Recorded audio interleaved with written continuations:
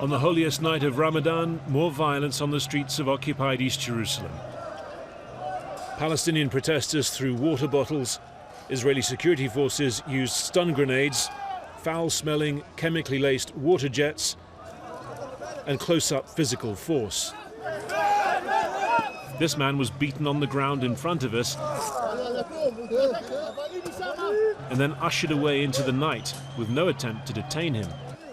It wasn't an isolated incident. So the period just before and around prayers was relatively calm here at Damascus Gate, but in the last few minutes it's erupted into another night of tension and scuffles. The worry is that another potentially violent night could ensue. In the following hours, that potential was fulfilled. The anger here isn't just about the scenes from al-Aqsa on Friday when stun grenades were used inside the mosque itself.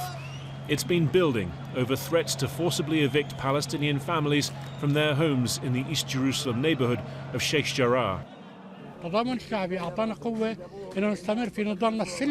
People's solidarity gave us the power to continue with our peaceful resistance.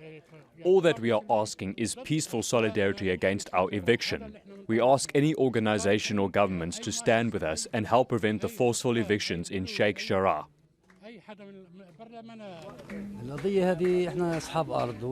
We are the rightful owners. We are the owners of the land.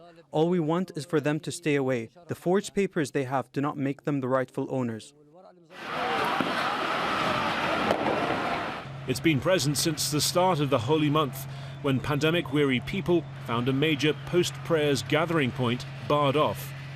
And it's been exacerbated by interventions from the Israeli far right. We don't have not light at the end of the tunnel, but we don't have a tunnel because there is no peace process.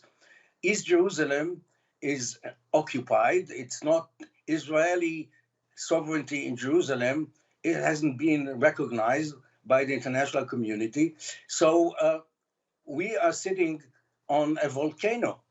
There are concerns of a further deterioration. On Monday, thousands of Jewish Israelis are set to march through the old city's Muslim quarter to mark the Israeli seizure of East Jerusalem in 1967, on the same day as a Supreme Court hearing on the Sheikh Jarrah evictions.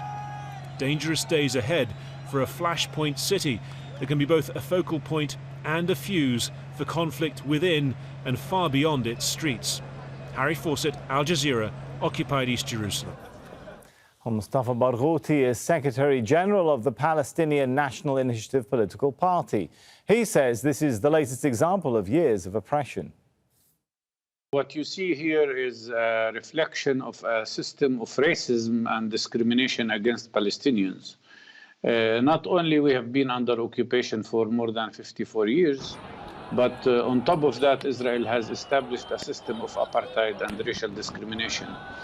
The vast majority of Palestinians today are prohibited from reaching Jerusalem and participating in the prayer in the mosque, as much as the Christians were also prohibited from participating in the Eastern, during Easter time, to be in the Church of Holy Sepulchre.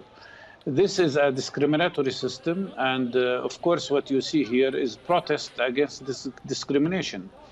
On top of that, Israel, as you have indicated, is trying to conduct ethnic cleansing in one of the major neighborhoods in Sheikh Jarrah, as much as they do that also in other neighborhoods in Jerusalem.